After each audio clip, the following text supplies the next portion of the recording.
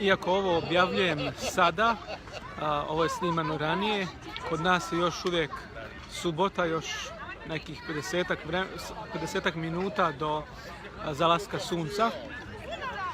Vjerovatno je na našim područjima Balkana sunce već zašlo i većina ljudi prati trenutno utakmicu između Hrvatske i Rusije. To je važan meč i za one koji Hrvatsku vole i koji je ne vole. Ja se nalazim sa porodicom u jednom parku gdje ima mnoštvo ljudi koje utakmica toliko baš ne interesuje ili koji ju prate poput ovih iza mene putem interneta na svom kompjuteru. Ono što mi je bilo zanimljivo gledajući sve ove ljude i još mnoge druge koje ću vam pokazati jeste da je mnoštvo ovih ljudi danas ovdje u parku okupljeno i druži se. I to je zaista jedna specifičnost u odnosu na nas i na naš narod koji nema mnogo vremena, a možda ni želje da se okupi zajedno i da provede trenutke skupa. Nije to samo problem Pariza i velikih gradova ovoga svijeta, to je sve veći problem na svakom mjestu, koliko se meni čini.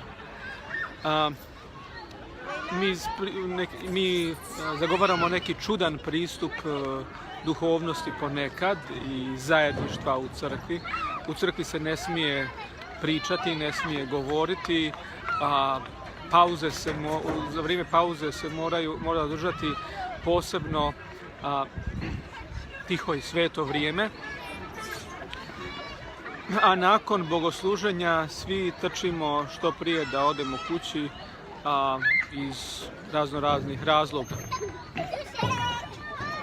Kada posjetim mnoge ljude kao što sam to činio ove sedmice, i iz jedne takve posjete sam se vratio, to je jedna starija osoba koju čuva neko drugi, njena ćerka i ćerke njene ćerke iz raznih razloga ne mogu da budu sa majkom. Na drugom mjestu gdje sam bio prošle sedmice postavio sam posebno ovo pitanje bratu koji je 50-ak godina već ovdje u Parizu, kakav mu je društveni život, i on je bio iskren i rekao da ne može baš da se pohvali i da traži ljude, ali da ih rijetko nalazi. Zašto je to tako? I šta nam vrijedi crkva bez ljudi, bez zajedništva? Zašto je individualizam u našoj crkvi tako izražen i zašto ne pokazujemo dovoljno interesa jedni za drugi? Možda je to specifičnost moja, zato što sam ovdje novi i možda je sve svježe, ali volio bih da to ne bude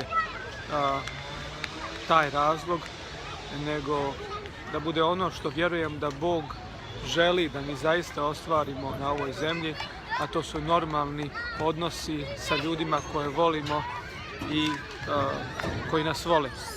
Čini se da su na ovom aspektu sinovi svijeta mudriji od sinova vidjela.